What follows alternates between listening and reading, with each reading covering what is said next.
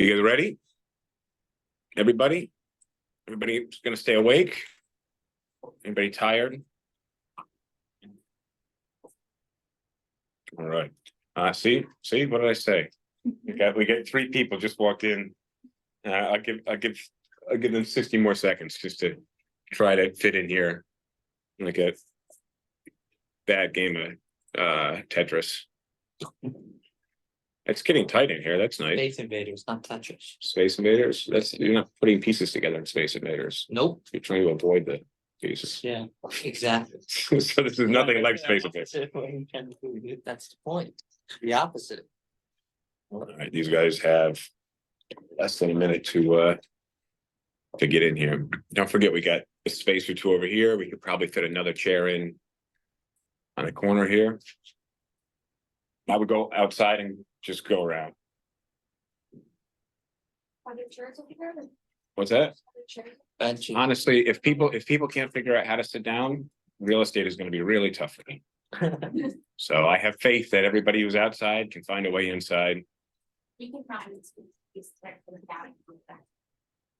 Just pick up the actual bench and So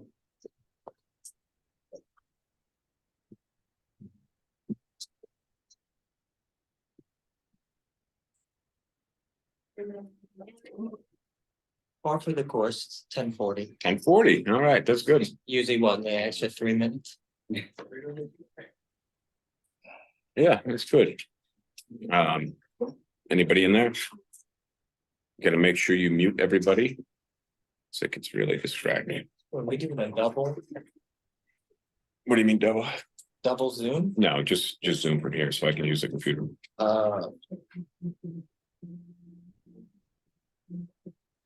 All right, guys, I want to tell you real quick before we get started, because there's some new people in here, a little bit about me and my history in the business. I started almost a decade and a half ago. My first 6 months in the business were very tough. And I know as a new real estate agent, this can be a tough business. So I fully relate to you. My first 5 to 6 months, I assisted on 2 deals. I didn't close them myself. I helped somebody show the apartment. I showed it again, something along those lines. I didn't even know what else. All I know is that both checks were the same. The rent was different, but both checks were the same. They were both $477. That's not a very high check. And to make just over $900 in 6 months was really tough. Luckily, I had a part-time job. I had a full-time job. Real estate was my part-time job. So I was able to pay some bills then. But ultimately, I had to quit that job to pursue this full-time. In the month 7, I closed 1 deal, and that paid $2,279. Finally, it hit me. I'm like, all right, this is real-ish money, right? Not going to be able to sustain a great lifestyle on that, but that's a real check, right? The $400 checks were nothing. So then, I had quit the other job. I saw myself doing this full-time. Another month went by, didn't close anything. Another 15 days or so went by. I closed another deal. And then in my 9th month, I closed 3 deals. I made 6. I looked all this up yesterday. I wanted to be able to share this with you guys because I know what it's like really in the beginning of this. Okay. Now I don't expect you guys to have the same beginning as me. Realistically, I didn't have any training. Nobody sat me down and taught me things. Nobody held my hand working with clients. All right. I had to figure it all out on my own. So I don't expect you guys to have the same experience as me because I'm teaching you. All right. So that 9th month, I got 3 deals, $600, $888, and $900. Not that bad. Not as great as even my $2,200 check though, right? It was a little bit less. Month 10, I made nearly 30 grand in gross commission. So that wasn't so bad, right? And then we kind of hit the stride. And by the end of that calendar year, from January to December, I was the top producing agent. All right. But I had stuck with it. Right. The beginning was tough. Nobody would have thought 6 months in, 8 months in, that by the end of the following calendar year, I would have been the top producing agent. Right. The year after that, I led a team and we were the top producing team for the office. Now, it wasn't a big office. It was kind of a big fish at that point in a small pond. but we were really cruising. So I stuck with it for a few more years. Probably 3 or 4 years later, I opened an office of my own because we had outgrown the small office that I was at, and we found a new broker. So I had 10 agents with me on my team, and we had our own office. By the end of that year, we had a team of 30 plus agents, and it didn't make sense to be under another broker. So we opened up as a brokerage. From there, I hired and trained hundreds of agents. I taught them through my own experience, but at that point, I was working with all these agents having their own experiences as well. So I was able to learn not just through my experience, but through their experiences. So a lot of my knowledge doesn't come directly from my own business, although I did do a lot of my own business, but it comes from learning from you guys. I listen to you guys on the phone. I see what works. I see a hell of a lot more of what doesn't work, which makes me now quick to identify what doesn't work, be able to help and tell you guys, hey, that's not the way to do it. Okay. But I can tell you guys from having the experience that I do and now having the role that I do, there's not many other people in New York City that are doing this, that are sharing their experience, working with you guys and your mentors, your senior agents, working with you guys and your clients, who's accessible sitting in the office all week long, right? There's not many. I can't think of anybody else that has the role in this business that I do. There are people who do training, there are office managers, but there's not many of the same that do both of those. And there's not many people who would do both of those who have the experience that I do. In my wake are thousands of agents. There are agents that are earning six-figure incomes, $200,000, $500,000. There's agents that I've trained that are doing multi-million-dollar sales, making into the seven figures. I'm no longer their broker. A lot of these guys outgrew me as I was just a small broker. Okay. But the bedrock, the foundation of what they know as real estate agents started there. Okay. So that speaks well for the potential you guys have, right? I don't expect your career to exist solely under me. Okay. But as mostly new agents, which you guys are, there's a lot of valuable experience. All right. Let's see. It's really cool to have you guys all here. All right. This is what I like doing. I prefer you guys come in person. I know we're a little overpacked today. Sorry if it's a little uncomfortable, but I prefer you guys in person showing up each week because you're not going to get the same experience on Zoom. And I promise you, you're not going to get the same experience anywhere else. All right.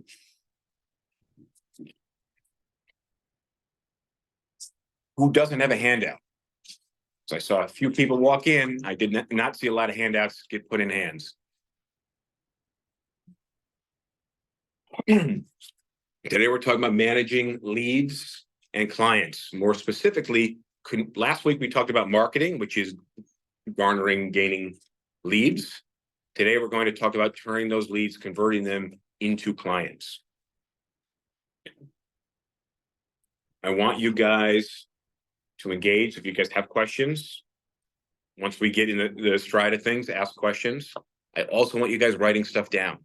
The reason why I'm able to give you guys these trainings is because I've taken notes over the years.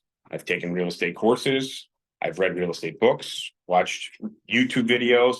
I paid thousands of dollars for classes. I didn't just take those classes and say, oh, that's good. Sometimes I took the same class over and over again just so I could take notes and share it with my team. I listened to YouTube videos on my drive in. I'm literally driving with one hand, listening to a YouTube video, pausing it, going back, and sending myself emails from the content in the video so I can remember to share with you guys.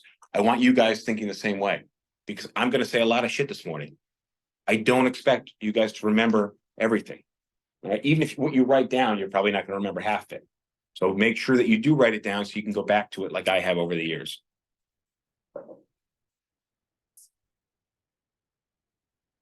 We would all agree. Yeah. What's the Zoom link? Where is it? Somebody, you got it in the group chat? It's the same Zoom link that it is every week. So if you just find a past link and forward it out. Who would agree that knowledge is power? I've worked with a lot of very smart real estate agents. I can tell you that knowledge alone is not power. The power comes in the execution. Okay, the power comes in the actual doing. I see a lot of agents who want to learn everything about this business before they start. The way that our training program is designed is so that you can actually start, you can go out, you can start seeing apartments, you start working with clients, but you have somebody who has your back to help you out with the stuff that you don't know. All right. But I have a lot of agents who tell me they don't want to try A, B, and C because they don't know D, E, and F. Right. And then I teach them D, E, and F. And what it comes down to is they want to know X, Y, and Z before they even start A, B, and C. What I'm telling you guys, execution is the real power. So start doing things. You will find out as you go. All right. You took a 2-week course to become a real estate agent. It's 77 hours. I know it took you 3 or 4 months, but 40 hours in a work week, 80 hours in 2 work weeks. Theoretically, it's a 2-week course. It's a very low bar to get into this business. All right. You're not going to be doing quadratic equations. There's no calculus. There's no physics. At the most, you're going to be calculating your commissions and maybe some square footage. All right, which is basic multiplication.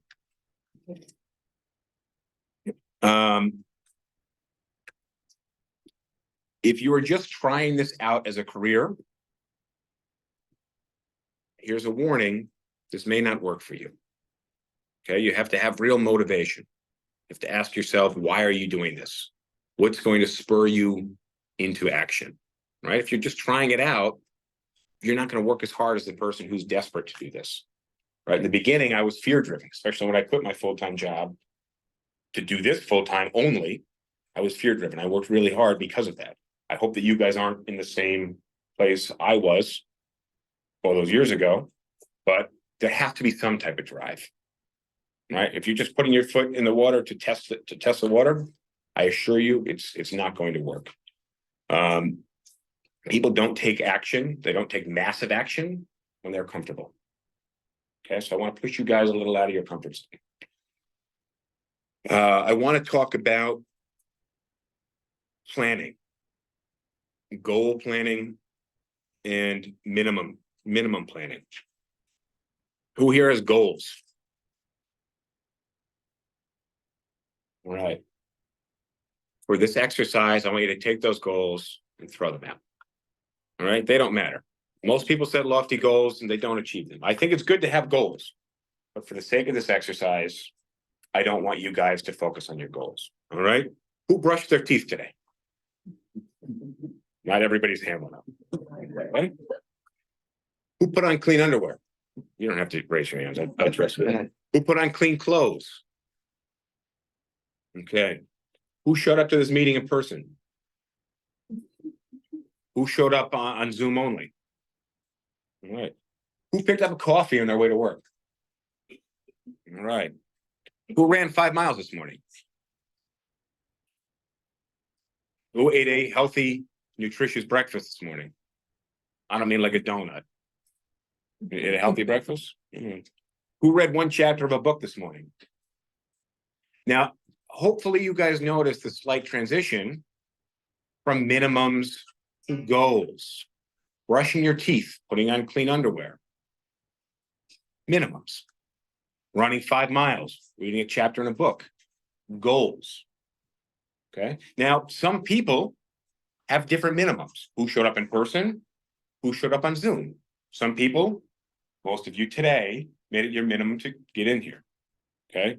Other people, it might be a goal to come in, but really they could just show up on Zoom. Right. So it's important for me that you guys understand things that you set as a bare minimum that you need to do. I want you guys to write these down. All right. Write it down on the front page of the packet. Maybe there's not a place for you to write it down. Is that a phone call that's coming in? Weird. All right. Minimum number of previews per day.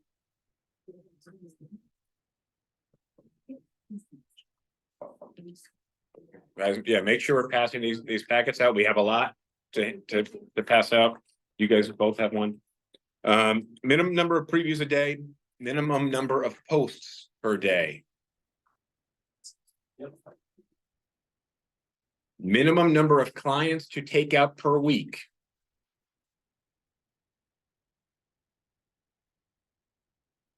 Minimum number of clients to take out per month.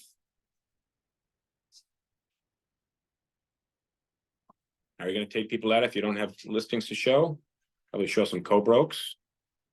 All right, just so you hit those minimums, whatever you got to do. Now, the way minimums work is that no matter what, you make these things happen. So you're not setting lofty goals. You're not saying, I want to take out 25 people a week. Your minimum could be 2 or 3. Okay. Now, if for some reason last week you didn't take out your minimum, that means you go pedal to the metal this week. If that means you're staying up to midnight, doing whatever you can, you stay up to midnight. All right. But that means you put your foot all the way to the floor on that gas pedal.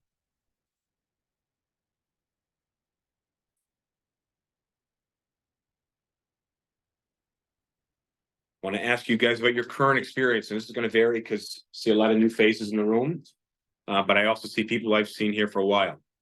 So, have you already received some leads? This is fillable on your handout, by the way. It's yes or no. Have you already received some leads? All right, last week we talked about how to generate leads. Did any of those leads convert into showings? You got some leads. Did you actually go out on showings?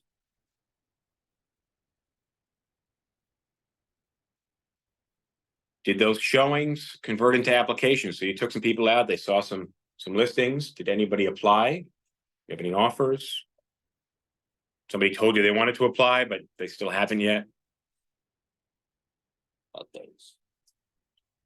Of the applications that you got in, for those of you who've been here, gotten applications, how many of those were approved?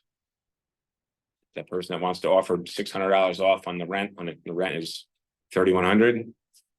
The person who makes $30,000 a year, but the apartment is $8,000 a month. I don't know how that maths out, but all right. Now I want you to write in underneath this. Next question. How long have you been doing this? Should be a pretty easy number. 1 day, 0 days, 3 weeks, 6 months, 2 years.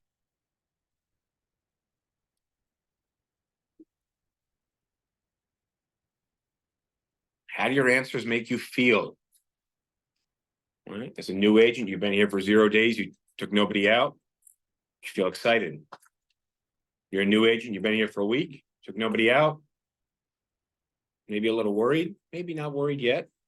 New agent, you've been here for a month and a half. You've taken 4 people out. I was just telling you, maybe your minimum should be 2 or 3 people a week. Maybe you're a little curious. Maybe your numbers are off. Maybe there's something you're doing wrong. How does it make you feel? This is a write-in answer. So you got to not just write in the question, you got to write in your own answer. I don't see a lot of pens wiggling.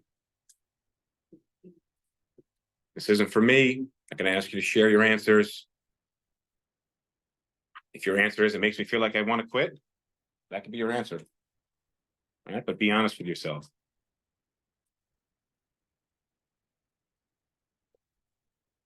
All right.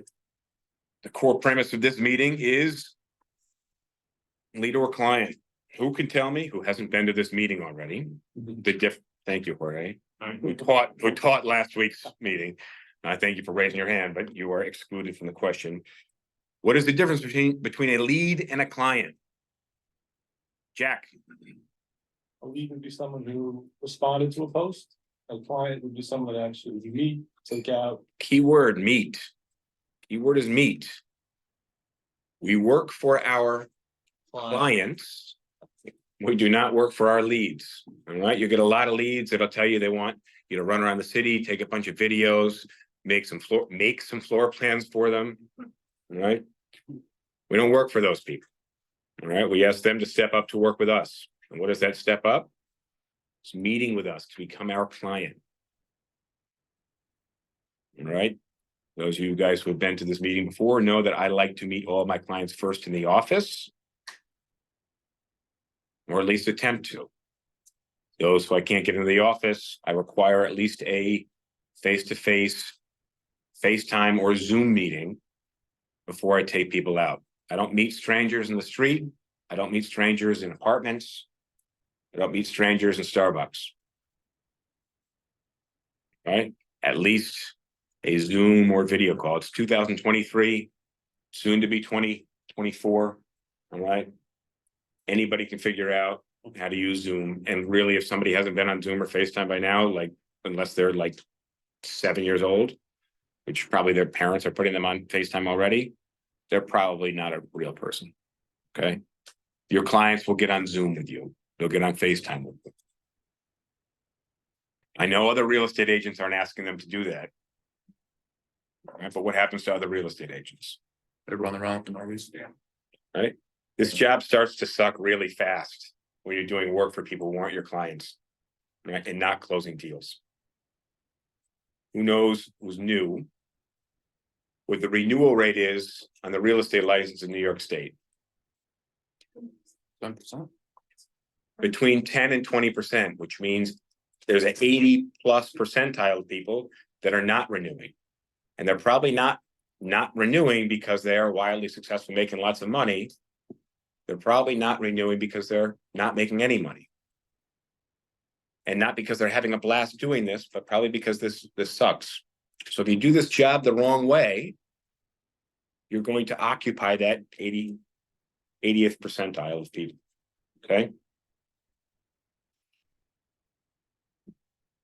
Why don't some leads become your clients? So what has to happen for a lead? Somebody needs to send you a DM on Facebook to the marketplace. Somebody needs to shoot you a text, send you an email. This may blow your mind, but call you on the phone, which is the same actually device you use for the text message and DMs. All of you guys who have iPhones, there is also a phone function. And those of you guys who have Androids, as far as I know, they're still doing phone calls.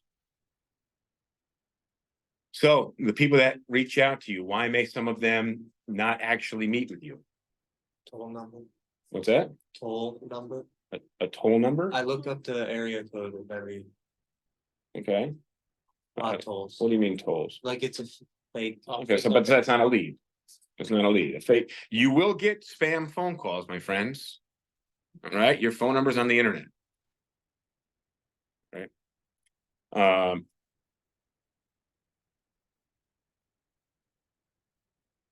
Somebody's got to tell me why somebody reached. Who's rented an apartment in the last 5 years? Contacted people and not met them. Okay. Who's been on a dating app and messaged somebody and never went on a date with them? Thank you for raising your hand. All right. So my question is, why could somebody send you a message and then you reply to them and they don't answer you? Or you reply to them and exchange 30 emails back and forth, and then still you don't end up meeting with them. Remember I said I wanted you guys to engage? This is the engagement part. I want a sip of coffee, so you guys have to speak just a little bit. Sorry, go ahead. They're working with someone else already. Write these answers down, guys. I've given you blanks. Blanks are my favorite part of typing these handouts. Why else may somebody not meet with you? They already got an apartment. You weren't fast enough. Maybe they already had an application on an apartment when they reached out to you. They were just backup plan. Why else? Took too long to contact them. So again, you took too long. All right. Maybe, who knows what happened, but you were just too late. So the agent was too slow. What else? Doesn't want to come to the office. Doesn't want to come to the office, but I said you could do a Zoom call. All right. So doesn't want to meet with you on Zoom or come to the office. All right. Why else? Something you did turn them off. How about sketchy agents? All right. What's a sketchy agent? Bad profile pic. Bad profile picture. Low profile pic. No profile picture. incompetent. It's, they're just using it for marketing, so. Going back to their agent. They could, yeah, they could be just trying to get more information about the listing. And trying to go behind your back. That's a good one. That's actually not on my list. You're welcome. Thank you.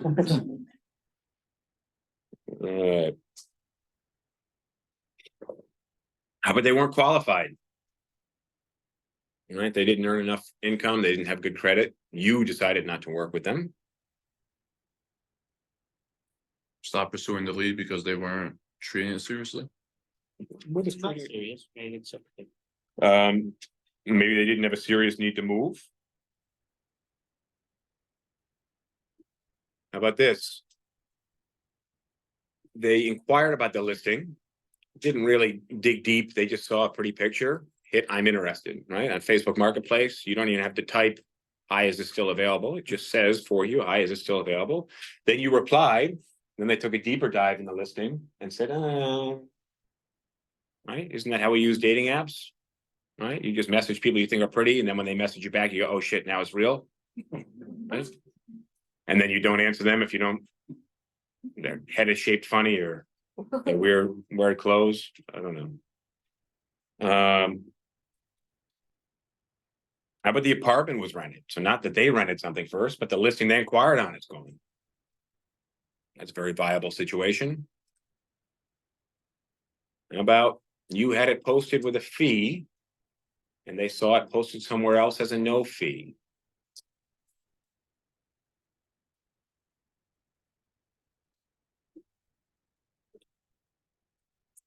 How about they didn't want to see it in person and you wouldn't show it to them?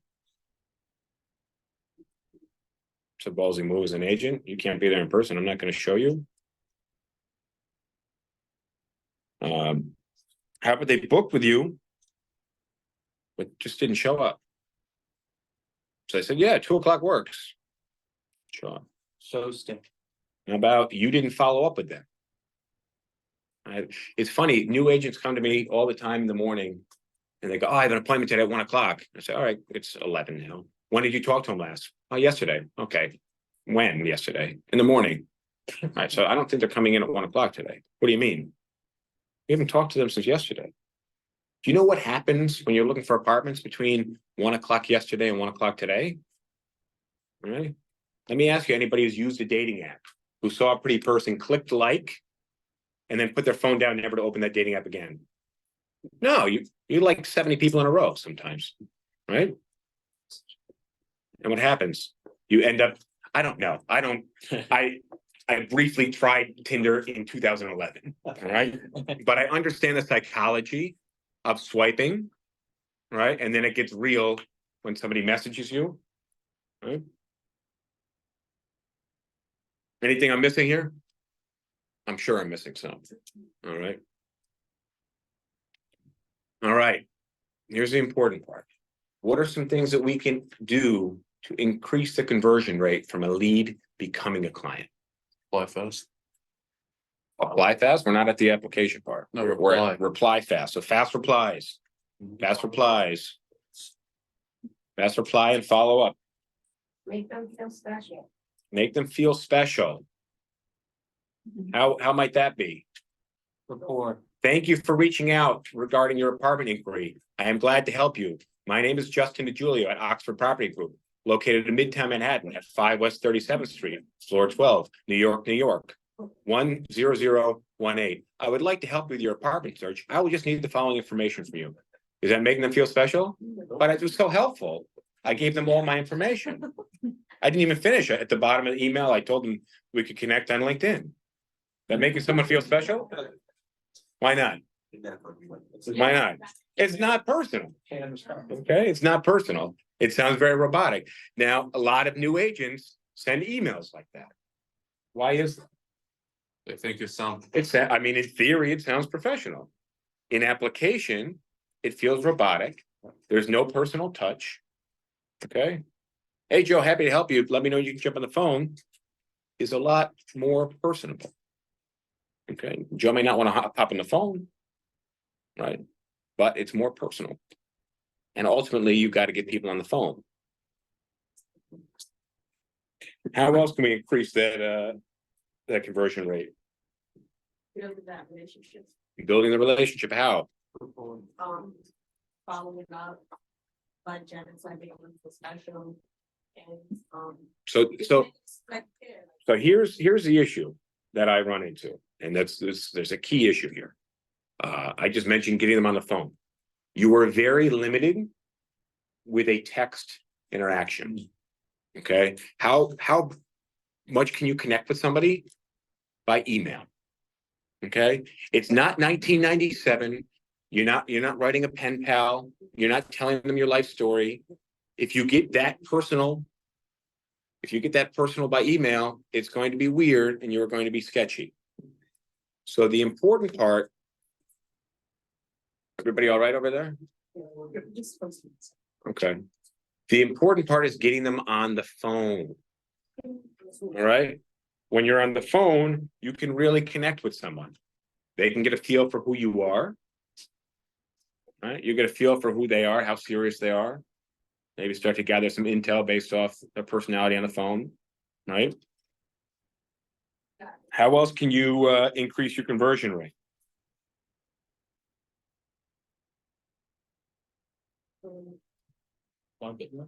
having empathy for them.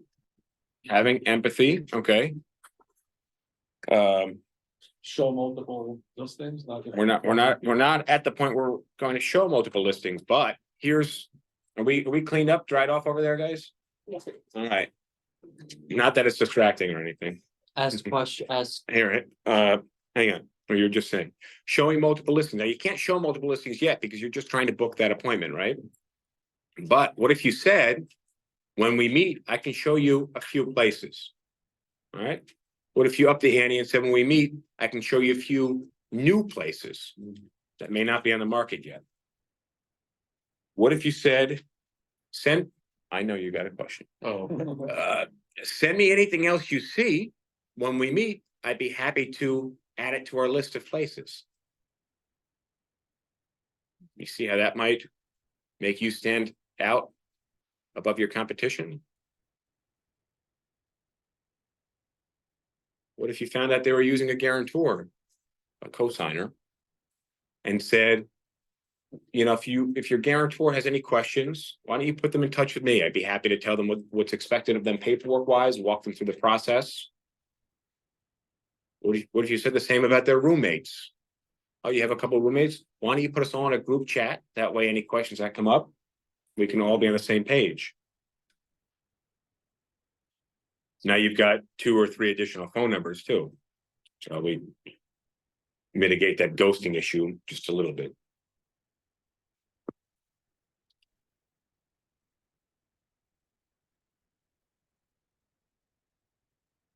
What about an online presence? What about a headshot accompanying your email? What about a headshot accompanying your profile wherever you're posting, whether it's RentHop or Zillow or Zumper? What about being very Googleable?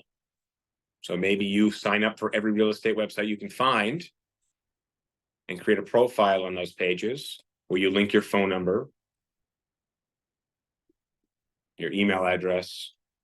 So the thing is, even if you have a relatively common name, these websites pay quite a bit of money to Google to be one of the top results, right? Zillow, Trulia, Zumper, they're spending money in ads to be on Google. So if somebody searches your name rather than an article that somebody else with the same name as you wrote in high school, somebody else's track record for their local newspaper that would show up in the results, your professional real estate website profile is going to show up, yeah? And you're going to have the same headshot across all these platforms, so there's some continuity. Of course, not just the real estate platforms, but the social media platforms, right? And since your name is effectively your brand name, right? Just like the logo for your store, the name of your store, you're going to want to exist on all those platforms in a professional manner, yeah? So if you get a lot of ratchet shit on your Facebook, Fine, actually. you're gonna go back and you're gonna look at what's on there. All right, I saw somebody in a real estate agent's Facebook profile, and there wasn't much on there, especially the last few years. Obviously, probably he's using Instagram or TikTok or something lately. But I scrolled down maybe 6 pictures or so, and all the stuff from 2014, 15, all these nasty videos. And I thought this was a professional fella. It's not here, don't worry. It's not part of this team now. All that stuff was on there. It just was not a good look. All right. Let's see. Booking the appointment for soon. Oh, it's Wednesday. You're free on Saturday. Okay, what time on Saturday? Right. That person's going to meet with you 1 o'clock on Saturday. The next person they get on the phone with, and there will be a next person, right? Because they're not going to just connect with you and then say, you know what, I'm good with the search. I'm going to put it down now. They just keep searching because that Tinder phenomenon where you swipe and swipe and swipe is a real thing, right? So they're going to gravitate back towards whatever apps they've been looking at and look at more listings. The next agent that reaches back out to them is going to say, well, what about Saturday morning? Could you meet me at 9 or 10? I have a 1 o'clock appointment. That's fine. I'll get you to that appointment. And of course, they meet that person at 10. Says, oh, you're seeing this at 1? I can show you that. And they never show up to your 1 o'clock, right? Or that person may not say Saturday morning at 9 or 10. They might say, when do you get out of work today? Or what's your work schedule look like this week? Do you have a lunch break? This is New York City. Okay, what do you think your competitions do? They're saying Saturday at 1 o'clock. Good, sounds good to me. Or they're saying now, or as close to now as possible. All right, that's what you guys need to be thinking, as close to now as possible. Right, and if somebody says, I'm comfortable with Saturday at 1 o'clock, are you going to say, I want to keep you in your comfort zone. I don't want to make you or me uncomfortable by asking you for anything else. 1 o'clock Saturday is swell with me. Right? Agents are afraid to say, what's your schedule look like today? I don't know why. There's a certain dynamic that people have over the phone. They don't want to become uncomfortable themselves. They don't want to make the other person uncomfortable. All right, sorry. Go ahead. I know, and I didn't forget about it. So, with the conversion rate, a lot of people, a lot of the leads I'm getting in don't have a phone number, so I have to email them. Show of hands. Any of you guys not have a phone number? Any of you guys not have 10 numbers that make your phone number? All of you guys have, anyone not? I have like 5. Legit 5. And then I have like a Google Voice number. I think we have the number that Oxford gives us, 800 number. Right. No, but the leads don't come in with a phone number. The lead doesn't show the Yeah. number. Okay, that's fine. And How might we deal with that? no, you keep emailing them, but what I've seen, What are we asking for them? the phone number. We're asking for their phone number. Yeah. Okay. So we can't work with people that are just going to DM back and forth. Who spent some time advertising on Facebook? Who's gotten the message? I want to make sure you're a real person. So I'm going to send you a 6-digit code. Because obviously, if you can send me that code back, you're a real person.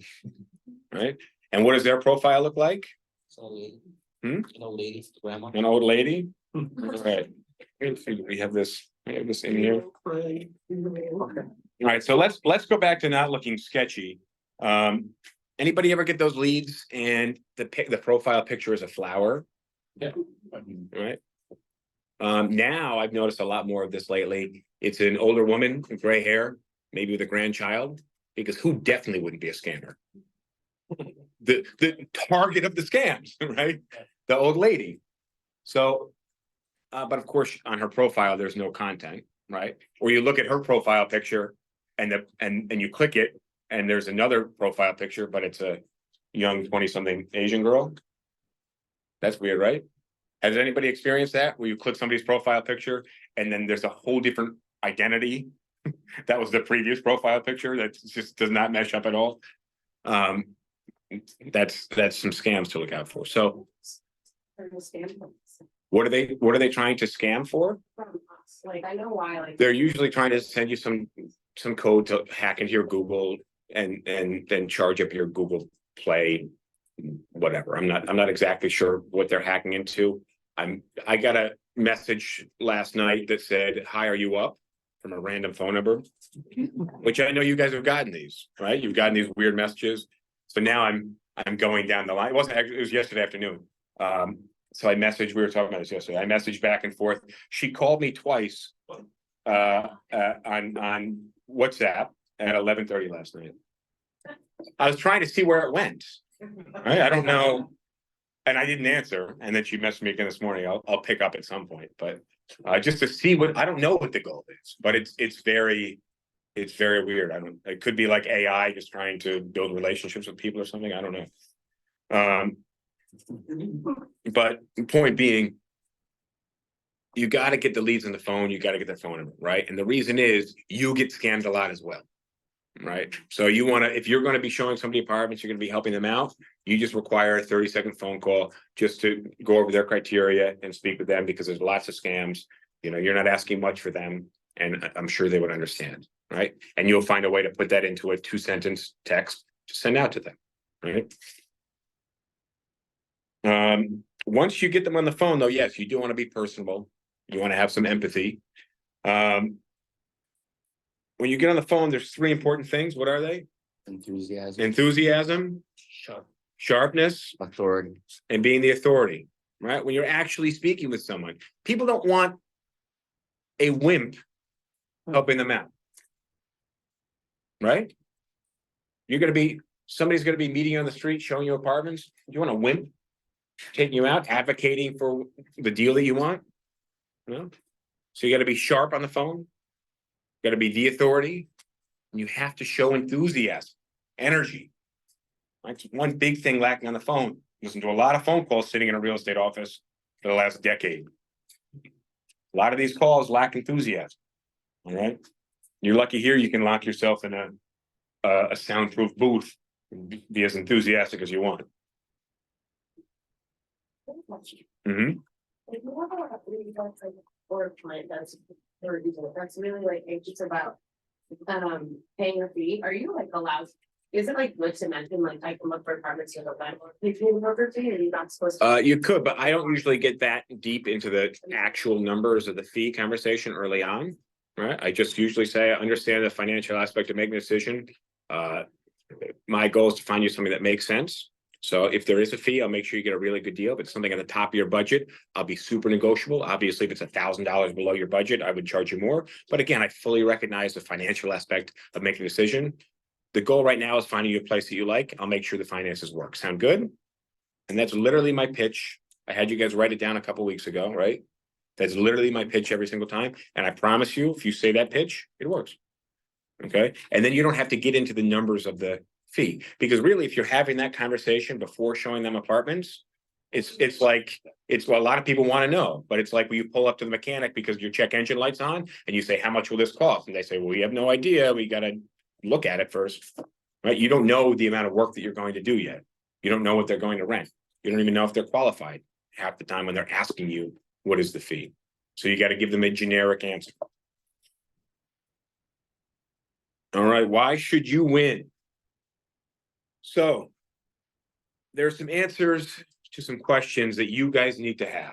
You're going to need to come up with these answers over time. All right.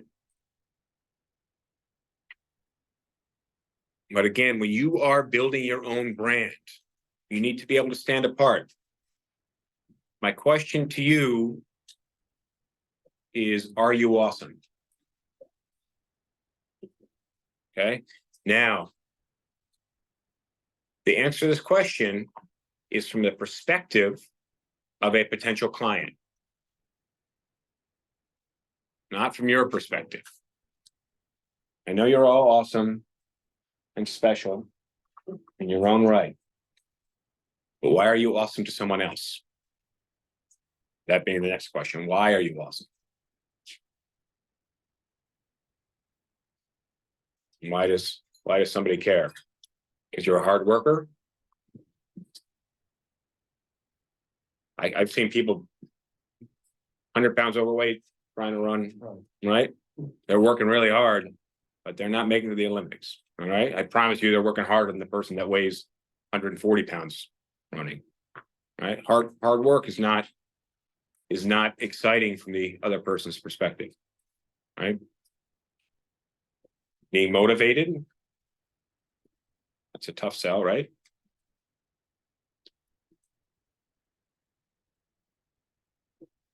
Be awesome because you've seen more apartments in person than anyone that they could ever imagine, right?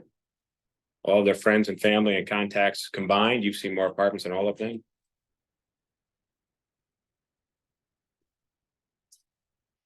What are your clients' goals? Ask questions. Your client wants, that's their goal, is to ask questions. What about the apartment? What are your goals?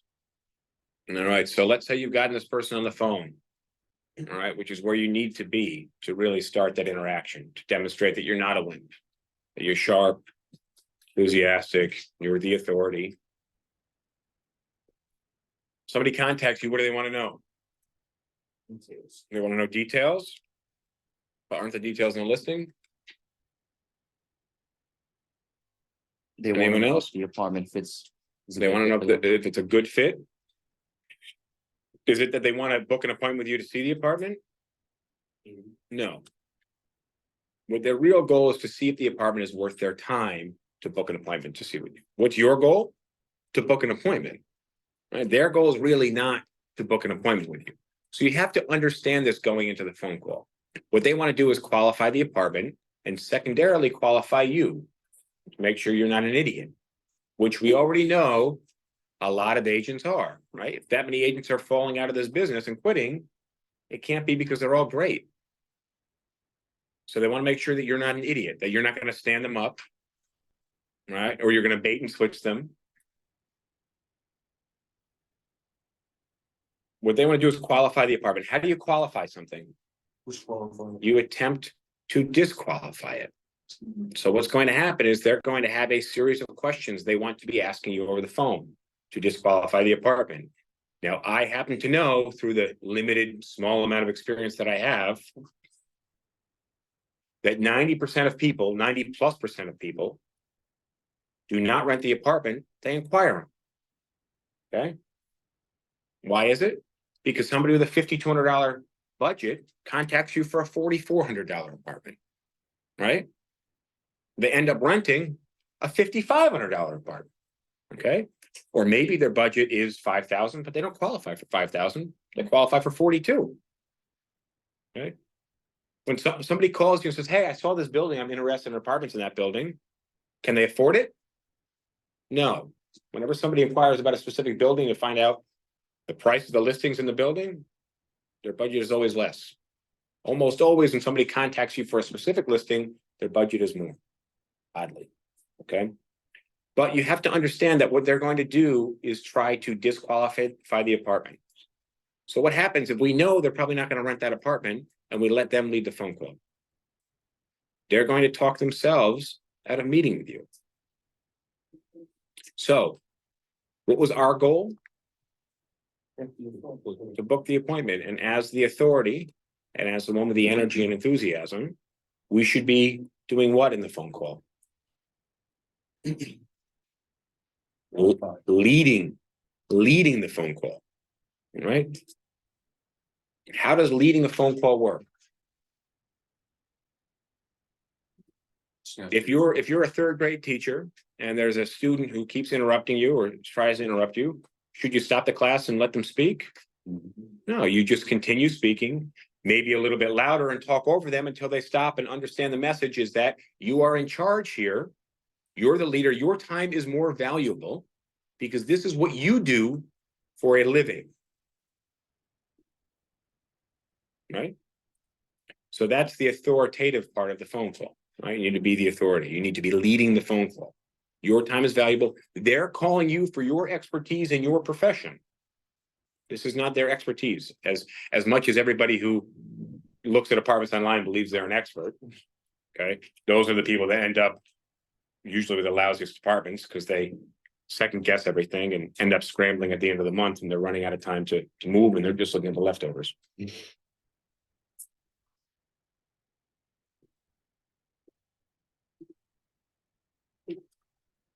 All right. So the biggest goal when you're messaging someone by email and text message is to get out of that text form of communication, getting them on the phone. Now, when you guys are messaging people, you don't need to open the dictionary and find words and synonyms, right? You don't need to come up with metaphors. You don't need to invent new language. You should have 2 or 3 basic sentences that you use just about every time. Okay. Now you can play with these a little bit, but something along the lines of, happy to show you the apartment and answer any questions you have. Please send me your number so we can arrange. Pretty easy. Is that on your handout? No. If not, write it down. Happy to answer any questions and arrange a viewing. Please send me your number so we can set it up. Now, somebody may not want to send you their number, right? They may not even answer you. What would be a good way to follow up? Hey, just following up. If you're still interested, please give me a call or shoot me a text. My number is. But you don't have to reinvent the wheel. Right? Again, short, simple, friendly. The way that you might talk to your older cousin that you see once or twice a year. Right? Not the way you would talk to your little sister or brother. Right? That might be kind of mean and abusive. Right? Not the way you would talk to your great aunt. That would be a little too formal. Right? But maybe an older cousin who you have some respect for, but they're also family. Fair enough? Fair enough.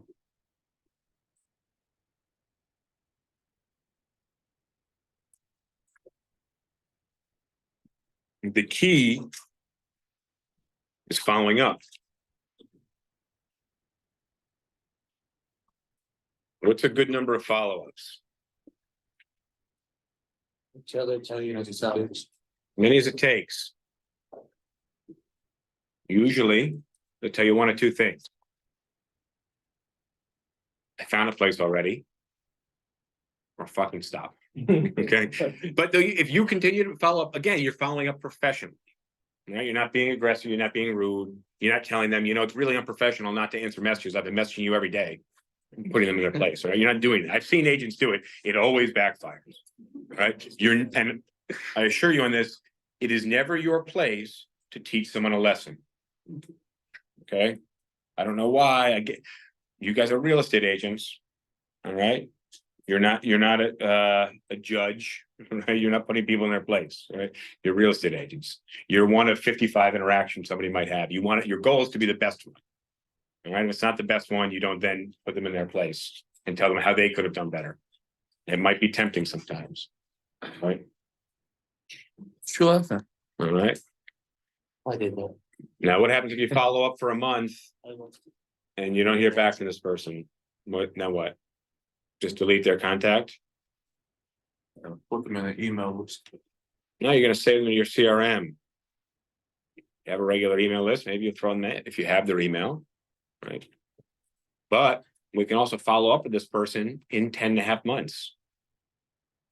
You don't always follow up with just people you closed. You can follow up with your leads. You wouldn't say, hey, you rented with me last year. I'm sure you had a great experience. I'd love to do business again. But you could say, hey, you reached out to me last year when you were looking for an apartment. Just curious if you're looking again this year, or you're happy where you are. Easy enough. But the key is in the follow-up. Again, to be a professional agent, you follow up professionally. You don't need to reinvent the wheel every time you're typing to someone. Right? It doesn't need to be overly professional. Hello, my name is Justin DiGiulio of the renowned Oxford Property Group located in Midtown Manhattan. It doesn't need to be this bulky, professional, robotic sounding message.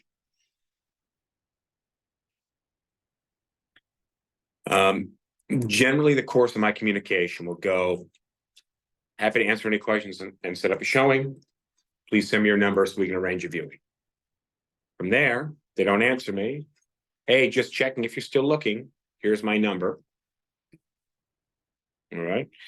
Then I might say, hey, just following up to see if you're still interested. Here's a listing I have that you might be interested in, right?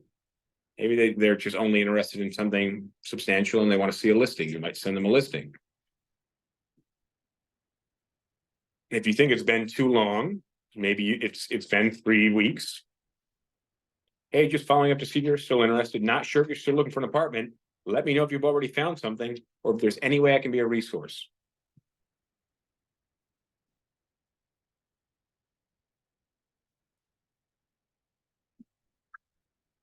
I would aim to put on my schedule twice a day to follow up with people. Does that mean you're going to follow up with everybody twice a day? No, but it means you're going to sit at a computer and do follow-ups twice a day.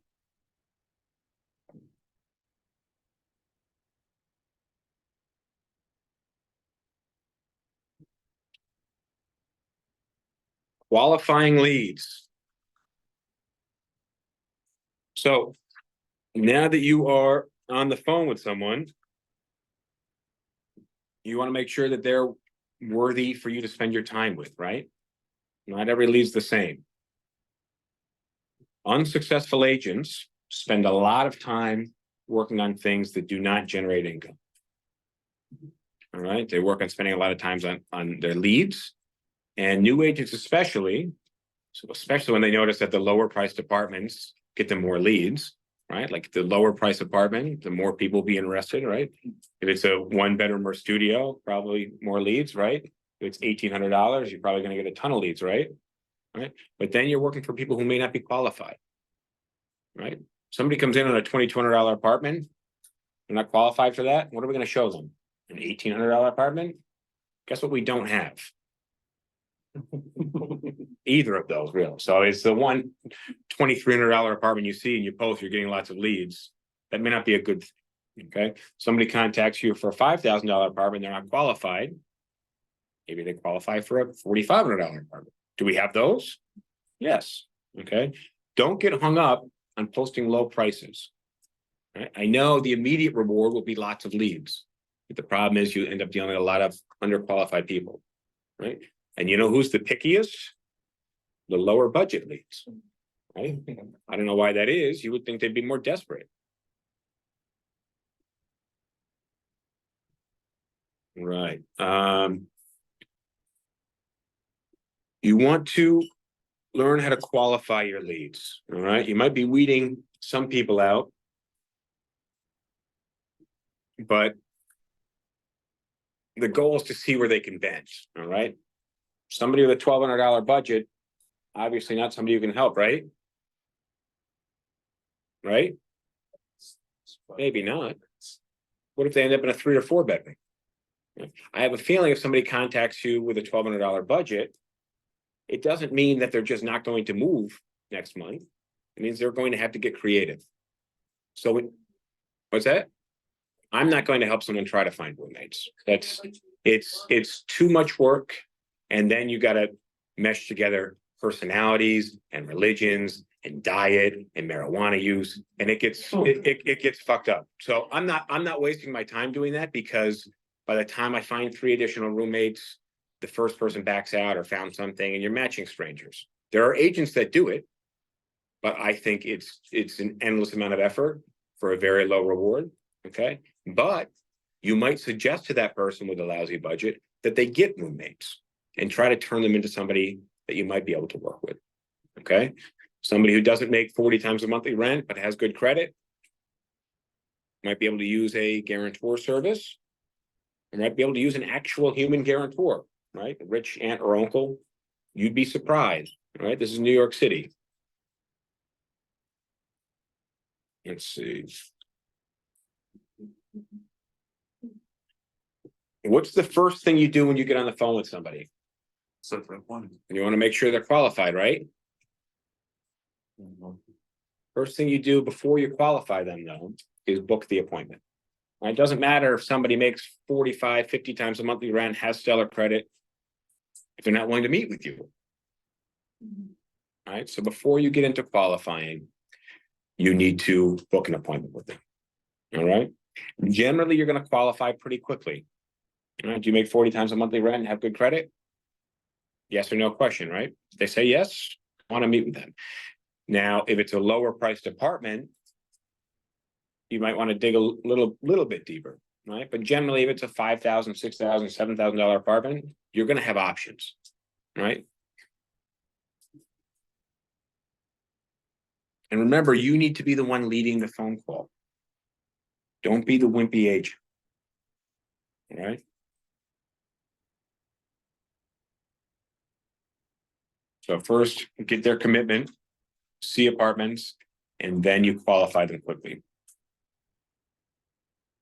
When you get someone on the phone, is now a good time to talk? Very good time to talk. It's never a good time to talk. Okay. So are you going to lead your phone call with, is now a good time to talk? Do you have a couple of minutes? No. You're going to use language that's going to support them speaking with you. Hey, just real quick, I wanted to see if you had some time this afternoon to see the apartment. Well, I'm at work. Can I give you a call back? Sure. Yeah. I'm happy to give you a call back this afternoon. I just real quick want to check. Do you think maybe 5 o'clock, 6 o'clock we might be able to meet? Yeah, happy to show you the apartment. Right. Yeah, I'm happy to give you a call back at whenever. But just real quick, do you think after work you might be able to see some places? Right. I've told a lot of the guys in this office before who've been to these meetings about Steve the mailman. Steve the mailman was a busy guy. He always had places to go. Right. He serviced not just my building, but almost every other building on the block. All right. He talked a mile a minute very fast, and he had places to be. I knew it. His body language showed me. He was 1 foot in my door, 1 foot out the door. I was a very busy guy at the time. I didn't feel like having 15, 20-minute conversations. Every time that Steve dropped off mail and saw me, we talked for 15, 20 minutes. How was that possible? His body language was geared towards him being halfway out the door. He was using phrases like, oh, yeah, I got to run. But what, did you see the election results? I got to run, but did you? Then I have to answer the question, right? I can't be like, yeah, you got to run, go. No, I'd answer the question. So it's the language that you use, all right, that's going to get you a little bit further. Again, you can't be the wimp. Right? It might be a little uncomfortable when they tell you they got to go, and you say, okay, talk later. Right? That's the wimpy way out. I'll definitely let you run, just real quick. Make sense?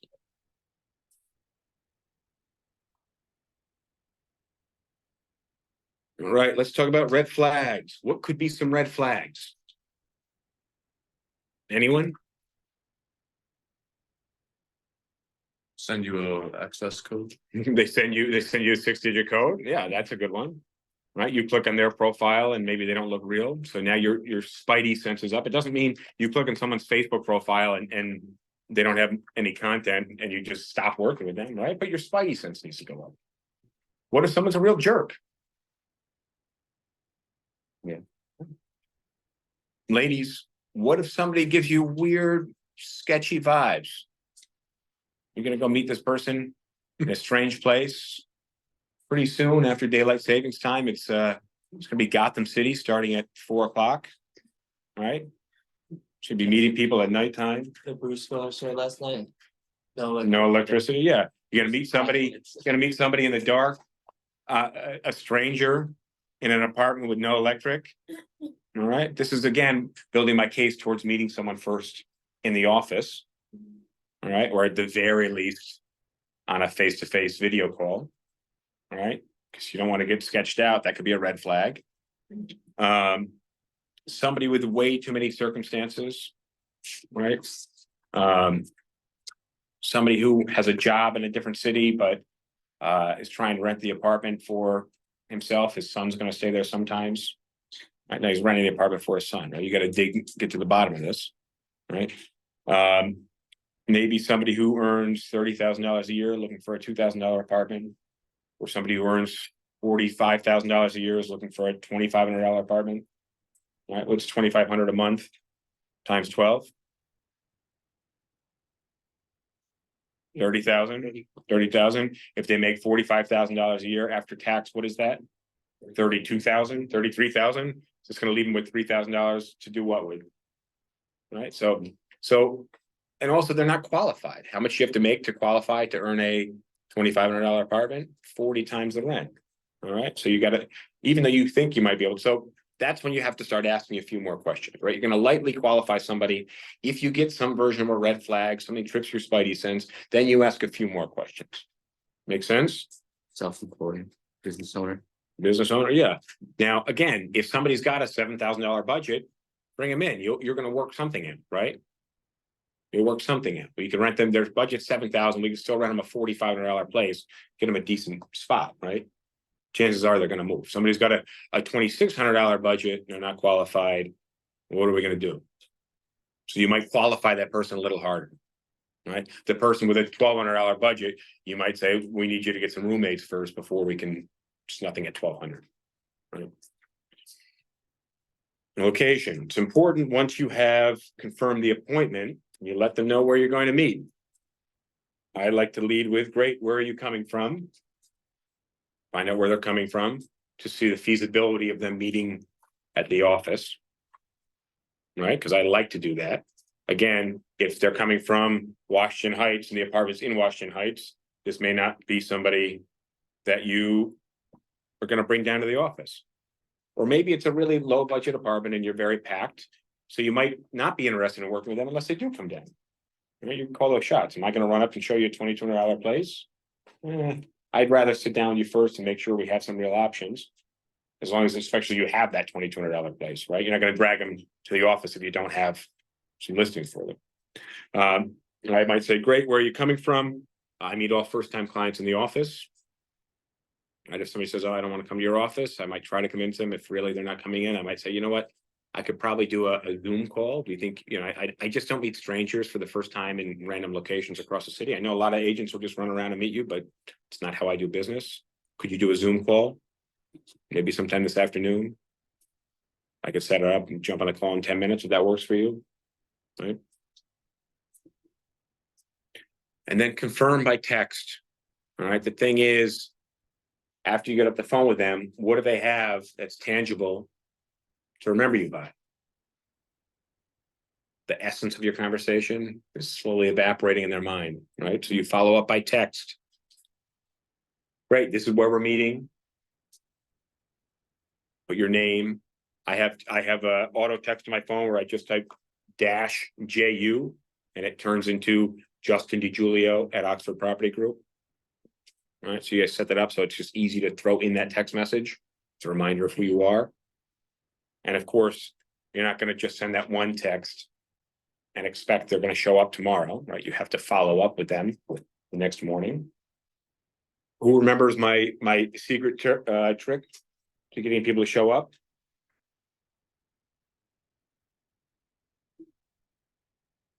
You're saving them from being an asshole. Oh, Oh. 15, 20 All right, minutes so earlier. my advice is if you have an appointment with someone at 1 o'clock, you message them around noon and you say, hey, just jumped on the train. I'll be there about 15 minutes early in case you happen to be in the area. See you at 1 o'clock? Question mark.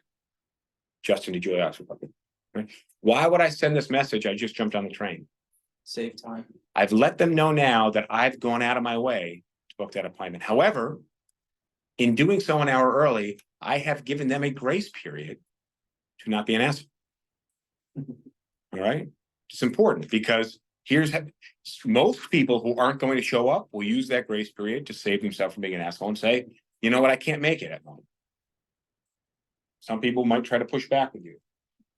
Very few people will just not answer you and not show up, right? But you've at least bought them a grace period to let you know they're not going to come in. And the vast majority of people who weren't planning to come in will at least send you a message in that moment and say, I'm not coming.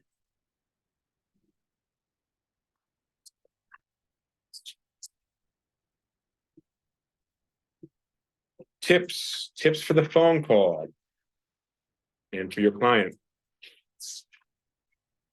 Somebody's coming in, you booked an appointment with someone. You need to confirm access to apartments before they arrive. Do you know how infinitely frustrating, blood boiling it would be to come all the way to somebody's office, as if you're doing the office meeting first, but it could also be almost just as bad if they're meeting you at an apartment and they show up and you can't get into the apartment. You will look like an idiot and they will be very pissed. I thought you were raising your hand. You gotta way up there. And you will garner a 1-star review, and Oxford will be pissed at you. Okay. It happens a couple times, they may fine you. Happens a few times, they may fire you. It's not that hard not to get bad reviews. Right. But again, you got to think of things from their perspective. Somebody's coming all the way to meet with you and you can't get into the apartment.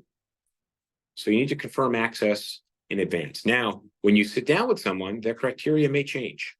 Right. That person with a $3,300 inquiry, just because somebody contacted you for $3,300 apartment doesn't mean their budget's 33. Could mean their budget's 25, could mean their budget's 43. So things change when you sit down with people, right? I was living in an apartment on West 47th Street. I broke up with my partner. I'm looking for an apartment in Hell's Kitchen. I want to be between West 50th and West 47th. Okay, I understand you have very specific area you want to look in, but isn't that where your ex lives? Do you, really? Right. So when you start talking to someone, their criteria may change. All right. So you may end up showing other apartments, but that doesn't mean that you can't at least have confirmed something to show them. Right now, very many times in my interview with a client, their criteria changes. We're showing totally other stuff. We may not be able to get into that stuff, but I'll always be able to say, you know, the one you inquired on, I had confirmed access, but it sounds like it may not work. Right. Or the one you confirmed is a 5th floor walk up. You told me no walk ups. Right. So it sounds like that's not going to work. So we have other places. Let me see what I can do to get access, but at least confirm something for them prior to them showing you. Prepare a showing list. So on top of having one listing, may not be a bad idea to have a few. All right. Again, someone's criteria may change. This is why I like meeting people in the office, because we can sit down and go over the listings in advance. Right. Showing order. On a psychological level, people have a very difficult time making decisions. All right. There needs to be some psychology behind how you're showing apartments.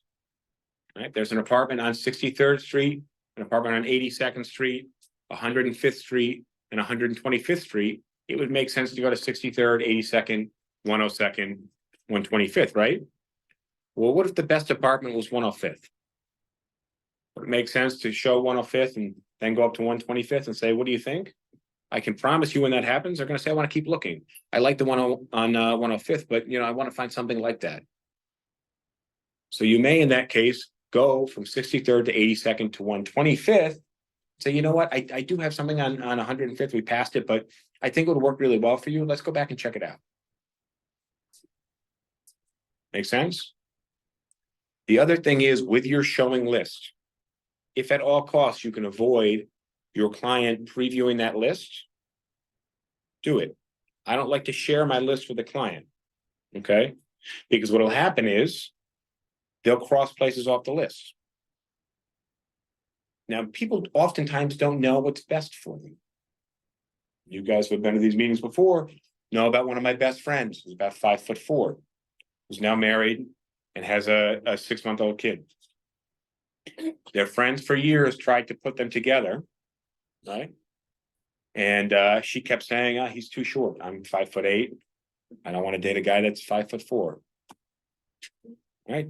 For years, like 2 years, their mutual friends kept trying to put them together. She said no. They met organically at church one time. They went on a date and they've been together since. She's madly in love with him. But on paper, did he meet her criteria? No. No. So what happened? Cross it off. Cross it off. We'd never see that apartment. We'd never see that guy. But by happen chance, was brought to the apartment, saw the apartment, fell in love. You see the crossover? Okay. So you got to get your clients to see the apartments. All right. They have to have some trust in you, which is why you have to be the professional, the authority, sharp. You have to be enthusiastic. All right. So people follow your enthusiasm. They follow your excitement. What are you excited about? You're excited about the apartment. What does excitement sound like? Am I doing a good job? Are you guys excited? All right. Prepare paperwork for showing. What is paperwork? Registration. Now you all know state law requires that you give, for God's sake. Please do this at your first contact with the client. The agency disclosure form and the anti-discrimination form. Okay, this isn't something you give to someone once they're interested in the apartment. A lot of agents do that. That's wrong. I would say 80% of the deals that blow up where somebody goes behind your back or doesn't want to pay a fee or complains about you, I say, all right, show me your registration form disclosures. The agent doesn't have them. Okay, it is the law. Right? Think about it like a seatbelt. Some people don't wear seatbelts. Those are idiots. If you're one of those people, shame on you. Right? I wear a seatbelt in a yellow taxi. People make fun of me. I go, you know that guy? I don't know that guy. He's just met him 8 seconds ago. I'm putting this in. He's ever driven you? I don't know. He drives. How do we explain the agency disclosure form to our clients? Anyone want to give me a quick once over? You need to know how to explain it because it's a very complex looking form. Go for it. This paperwork just shows that I work for you. I don't work for the landlord. Any of the apartments I show you, I'm representing you on it. I don't have any interest renting this exact apartment to the exact landlord. Something to. That's not bad. I would just say, here's the agency disclosure. In this case, I'm representing you, showing you apartments. I show you something that's exclusive to me. I have to give you another form that says I also represent the landlord for that listing. Right? It says I represent your interests on the places I'm showing. Anti-discrimination form, also required by law. Is this your promise not to discriminate against clients? No. You explain it saying this is an anti-discrimination form required by New York State. It discloses to you that if you felt discriminated against, you have the right to make a complaint. These forms are for my records. So you need to sign, I retain a copy. If you want a copy, feel free to take a picture. If you happen to be meeting that person in the office, you can make them a photocopy. Right? But push them and take a picture, save paper. Now, most importantly for me, in that first meeting, is that they sign a registration form. Registration form, on top of having their contact information on it, and their criteria and their qualifications, at the bottom it says, while I understand there's no fee to sign and register, should I decide to take residence in an apartment located for me by Oxford Property Group, I agree to pay a fee. Fee details on the back. Right? On the back, it has the basics of the broker fee. Right? That it is negotiable and that this is generally what we ask for, 15%, yada, yada, yada. Right? Now, do you have to have people sign that? No. Would it be really stupid if you didn't have people sign that? Yeah. Yes. Okay. It's protecting you from someone going behind your back. If someone does indeed rent and they didn't sign the registration form, but they signed disclosures, do they have any promise to pay you? No. So it'd be foolish not to have these 3 forms signed? Very much indeed. If you come to me with an issue, somebody went behind your back or whatever it is, and you don't have these 3 forms signed, will I not be able to help you? Probably not. Will I ridicule you? Yes. Will I make an example of you so the other agents don't make the same mistake? Yep. Yes, I will. Will it suck? Very much so. I also like to give my first-time clients a list of required documents, standard paperwork they need to put together when it comes time to apply. There's a form in the drive. I send it out every couple of weeks, 7 attachments. Right? It's number 4, required documents. When it comes time to apply, they fill out an application. They have to submit their tax returns, their employment letter, their pay stubs, their bank statements, and their ID.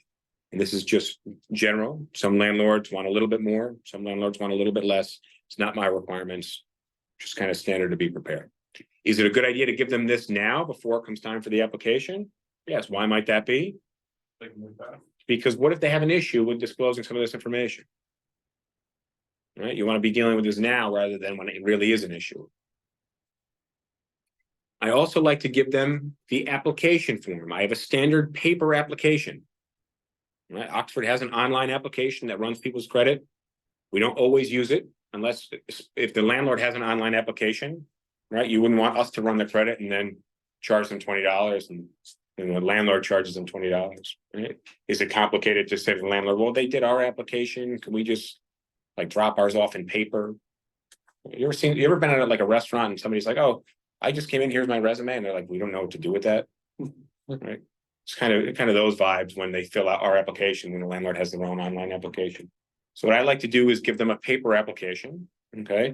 And we'll talk about this next week. This is really important. When someone tells you they want to apply, it's important that they start as quickly as possible. So if they have that paper application, at the very least, they can start filling it out. Okay. Once someone has committed to filling out an application, they're more likely to continue to do it. Whereas if you say, go home, I'll send you the application, there's now a space and time, right? We want them to start working so they have the momentum. So if you didn't write this down, I'll give it to you all in a row here. What paperwork do you need? One registration form. Write this down if it's not on your thing. One registration form. 2 agency disclosure form. 3 anti-discrimination form. 4 required documents form. And 5 the application, the standard application, not the landlord's application. Because you don't know what application they may end up filling in.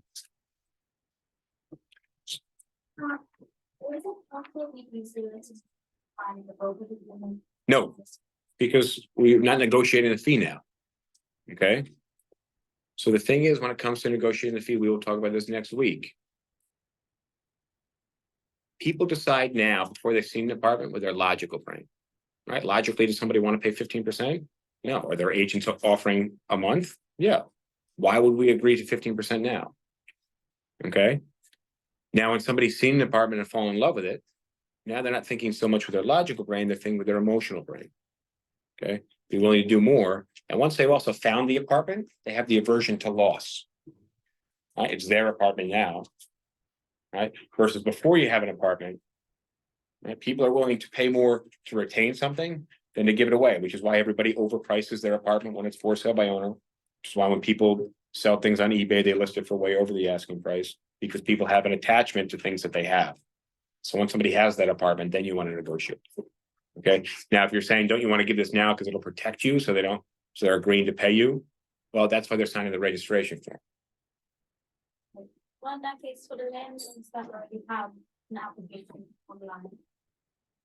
Do you just send them the link to the application without? No, we'll talk about this again next week. Please be here. When there's an online application, I have the client do everything, send me all their paperwork because I'm going to review it before they do it online. Okay. I don't want them just uploading a master paperwork.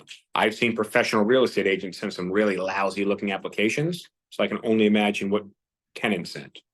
Right. The guy, he just left. The guy that sent him an application last night at 11:30 at night just sent a whole crap load of paperwork. I don't even know what he was sending us. They certainly weren't. He sent us screenshots of his LinkedIn profile. We don't need those things. Okay. So you want to review what the person's sending. Once you have a complete application, then they can do the online application. Right. And then we're also going to email the landlord our application directly, separate from the online application. But we'll talk way more about it in a lot more depth next Thursday. It makes sense to have someone start filling out like a paper application, like they like the apartment, like in the apartment. Sure. I would like to bring it back to the office, but it's up to you.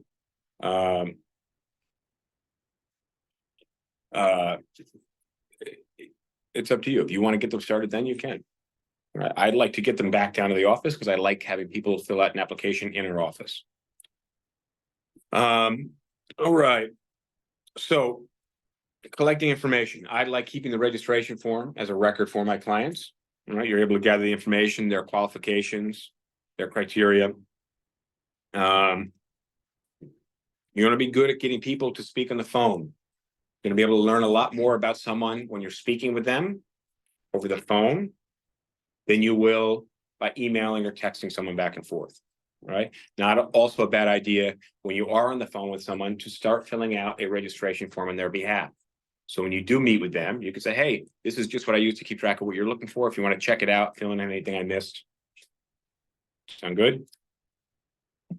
If you guys don't think you're booking enough leads, or you don't think you're getting enough leads, you want to speak with your senior agent, look at the amount of business that you're doing, look at the listings you have up, but really look at what it is that you're doing so that you can figure out how to start generating a sufficient number of leads.